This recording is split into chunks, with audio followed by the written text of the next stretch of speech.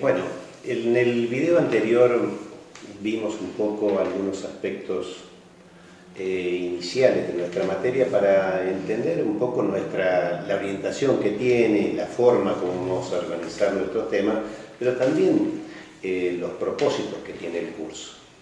Pero, claro, este cambio de paradigma que estamos planteando en relación a la materia tiene ciertas dificultades y eso nos lleva a la necesidad también de reforzar algunas de las cosas que vimos en el video anterior y precisar algunos conceptos. Entonces, lo que nos interesa decir en este momento es poner el acento en algunos ejes que van a tener que ver con lo que implica entender desde el punto de vista político-criminal el proceso, pero también cómo juegan los protagonistas del conflicto y muy especialmente cómo juega la víctima. Con este cometido vamos a tratar de dar algunas explicaciones adicionales y ofrecerles algunas láminas que tienen que servir para que ustedes afiancen, consoliden algunos conceptos. Empecemos por el principio. Dijimos que la visión político-criminal del proceso penal tiene ejes, tiene algunos ejes que hay que reconocer. Entre ellos, el primer eje es entender el delito como un conflicto. Ya aludimos antes a que estas dos alternativas, por un lado entender el delito como infracción o el delito como conflicto, tienen consecuencias, no son iguales. Entendiendo como conflicto, lo que tenemos que pensar es qué características tienen los conflictos, qué factores participan de los mismos.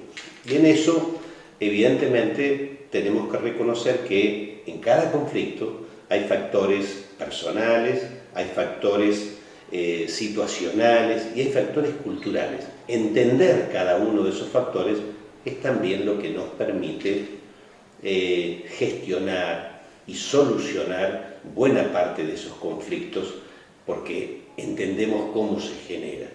Mientras que la mirada del conflicto o de los delitos como una infracción prescinde de todo esto y lo único que pretende es reaccionar frente a un delito aplicando una solución retributiva, es decir, aplicando la violencia estatal, que todos sabemos que muchas veces no solo no resuelve, sino que agrava el problema o el conflicto. Esto que estoy comentando es un poco la presentación de la primera lámina que queremos entregarles y que la vamos a mostrar a continuación.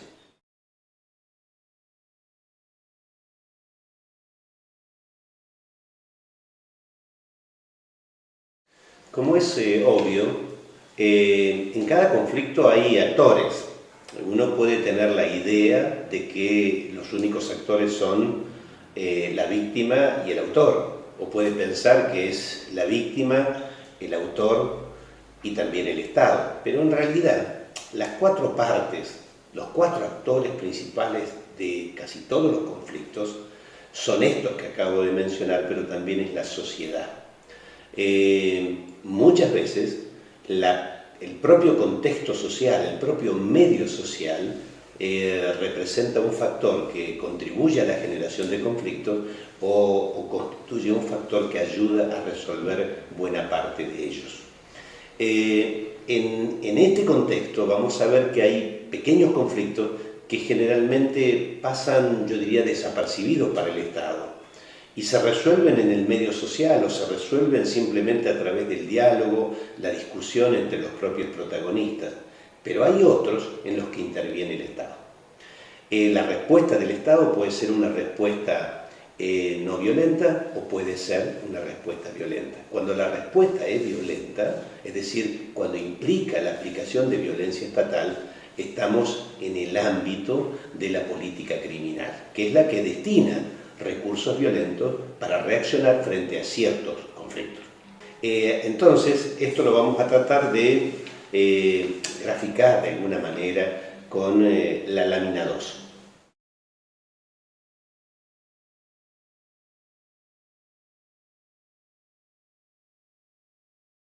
El otro aspecto, digamos, importante y complementario, u otro eje que nos interesa destacar, es qué entendemos por gestionar los conflictos.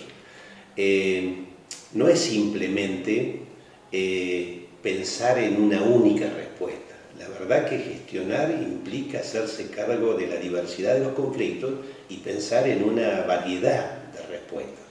Por supuesto que el objetivo, que es el objetivo de la política de gestión de conflictos, es reducir la violencia social, la violencia también del Estado en la forma de reaccionar, de modo tal de que eso es lo que particularmente nos interesa. Y esto lo quisimos de alguna forma destacar en una lámina, que es la lámina 3, que la mostramos a continuación.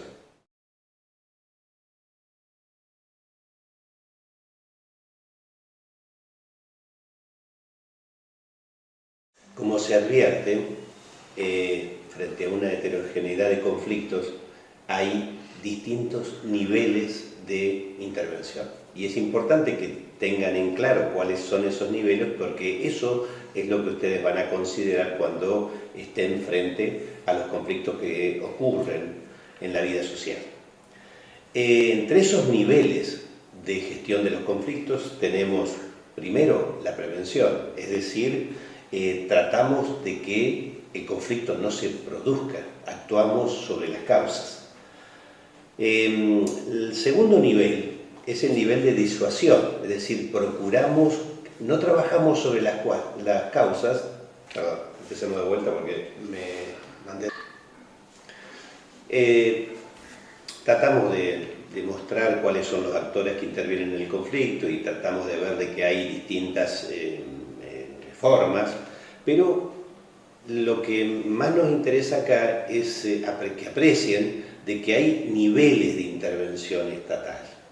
Hay un primer nivel, que yo diría que es el nivel básico, que es el nivel de la prevención, es decir, trabajamos para que el conflicto no se produzca.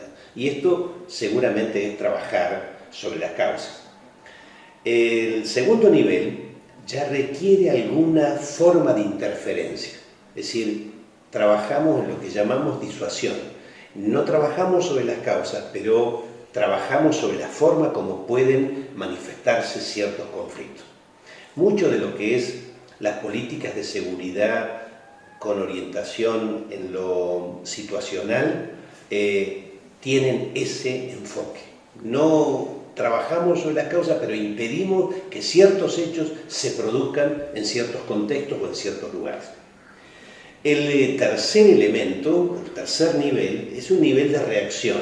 Ya el conflicto se exterioriza y estamos tratando de ver cómo evitamos que se magnifique, cómo evitamos que las consecuencias sean más disvaliosas y cómo tratamos de recomponer el diálogo y la paz entre los protagonistas.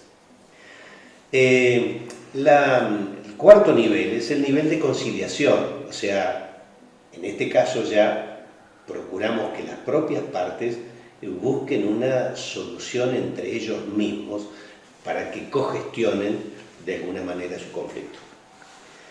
El siguiente nivel es la búsqueda de soluciones restaurativas, es decir, reparar los perjuicios, recomponer el conflicto, restaurar aquellos derechos que fueron conculcados.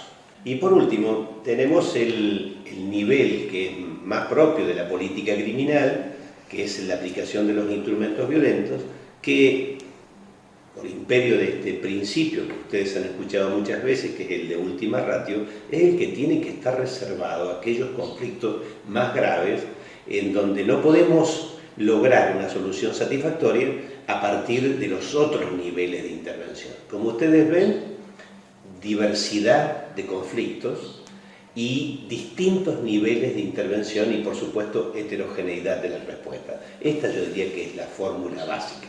Esto que acabamos de comentar lo graficamos en la siguiente lámina, que es la lámina 4.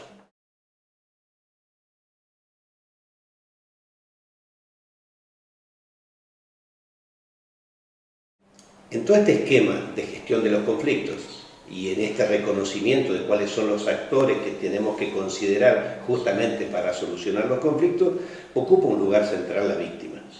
La víctima, este sujeto casi olvidado durante siglos, este sujeto que no solo era olvidado en sus derechos, sino que además era revictimizado por el sistema penal, hoy tiene otra posición en la sociedad, en los medios de comunicación y también en el marco del proceso penal.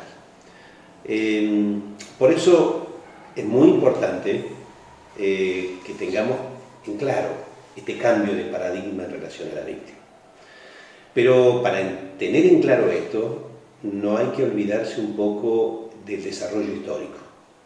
Y la verdad que la víctima en el sistema penal de la antigüedad ocupaba un rol muy importante, a punto tal de que en gran medida era la que manejaba el sistema penal, porque el sistema penal estaba pensado para darle satisfacción a las víctimas. La mayoría de los delitos eran delitos privados, se perseguían exclusivamente a instancias del propio afectado y el Estado generalmente no se metía más allá de administrar el proceso, pero no se metía porque la mayoría de los delitos eran delitos privados. Le interesaban al ofendido, no le interesaban tanto al Estado. Sin embargo, esta idea de que el proceso penal estaba pensado para darle satisfacción a las víctimas fue mudando progresivamente en otro sistema que buscaba o que tenía como principio orientador el escarmiento del culpable. Es decir, el sistema se fue olvidando de la víctima, fue pensando solo en el culpable y fue pensando en el culpable precisamente para darle un escarmiento.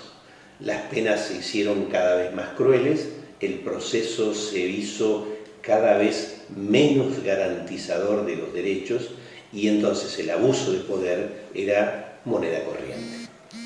Así se fue construyendo un sistema que se olvidó de la víctima y que se centró en los acusados, pero solo con la idea de castigo. De esta manera, aquella primera idea de resolverle el conflicto a las víctimas se transformó con la idea de la búsqueda de la verdad. Y esa búsqueda de la verdad, que es propia de los procesos de conocimiento, estaba justamente pensado en establecer la existencia de un delito, establecer la culpabilidad de una persona y permitir o posibilitar la imposición de una pena, que es la consecuencia prevista en los códigos penales para la comisión de un delito. ¿Cómo se llega a abandonar el viejo paradigma y a instalar este nuevo de la idea del castigo? Se logra a través de algunas vías. La primera, empiezan a aparecer muchos más delitos públicos, o sea, los delitos privados empiezan a ser relegados, quedan cada vez menos, hasta la situación actual, en donde si uno mira el Código Penal se va a encontrar con que hay escasísimos delitos privados, que solo le interesan a las víctimas. La segunda herramienta fue la persecución penal pública o de oficio. Ya no era necesario que la víctima impulsara los procedimientos, era el Estado que se apropiaba de los derechos de la víctima e impulsaba las persecuciones. En ese contexto aparecen el persecutor público por excelencia, que es el Ministerio Público, y su elemento auxiliar, que es la policía. Ambos son los órganos que participan de esta persecución pública y que empiezan a utilizar la información que le da la víctima, pero prescinden de sus intereses. El tercer aspecto es la teoría del bien jurídico.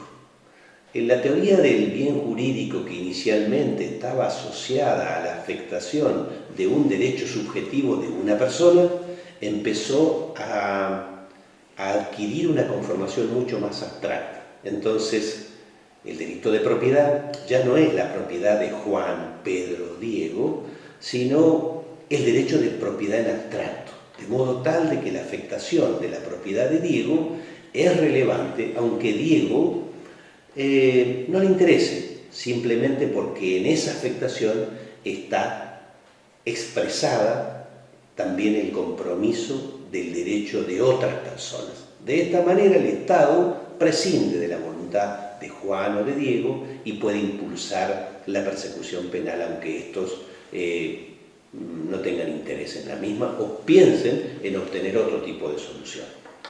De esta manera también se va abandonando la idea de que cada delito importaba un daño. Empiezan a aparecer los delitos de peligro, a través de los delitos de peligro hay una expansión monumental de la criminalización y de esta manera el Estado puede moverse a sus anchas. A través de estas tres vías, en realidad lo que se logra es un resultado monumental, una expansión tremenda del sistema penal, un relegamiento también monumental de las víctimas que empiezan a quedar absolutamente desdibujadas del proceso, de la respuesta penal y cuyos derechos,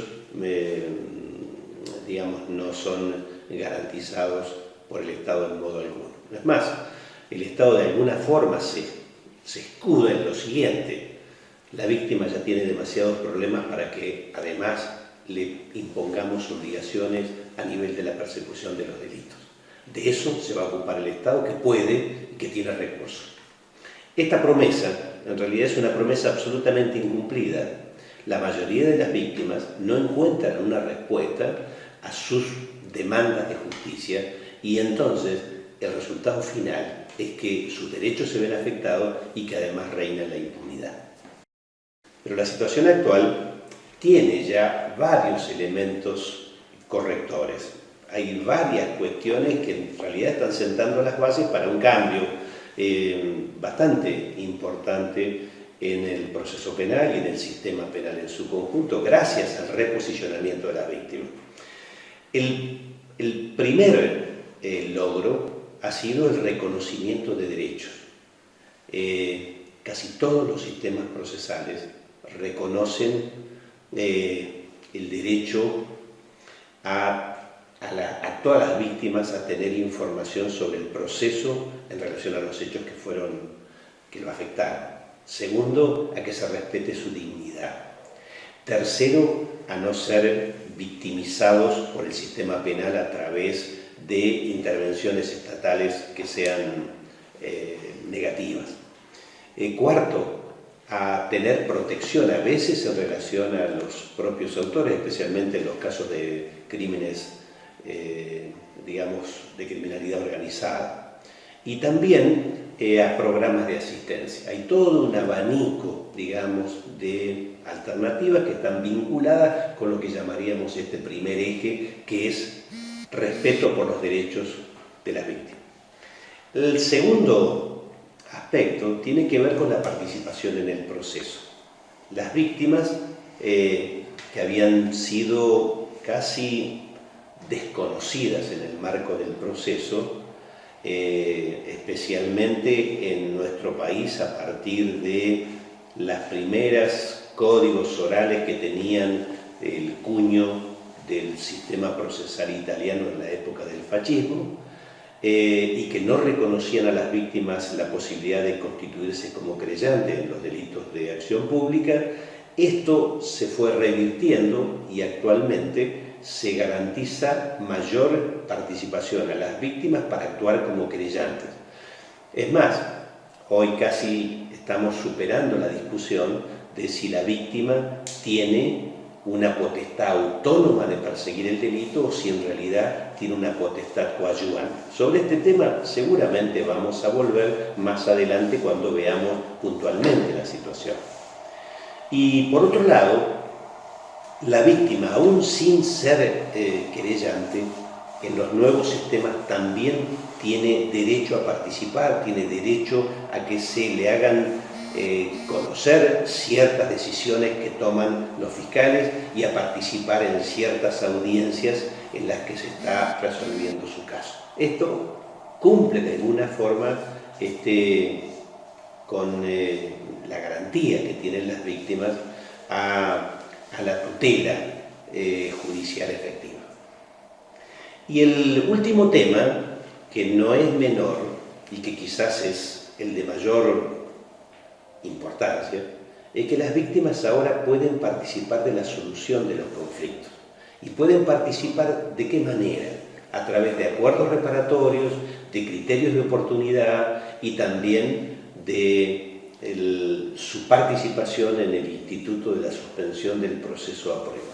Estas tres institutos no hacen otra cosa que permitirle a la víctima que cuide sus propios intereses y que busque soluciones restaurativas en lugar de reclamar solo soluciones retributivas, es decir, en lugar de reclamar solo más cantidad de penas o más penas. Simplemente como una suerte de ayuda, vamos a acompañar este pequeño texto introductorio con dos láminas, la lámina 5 y el número 6, donde estamos presentando precisamente, por lo menos resumiendo, este tema.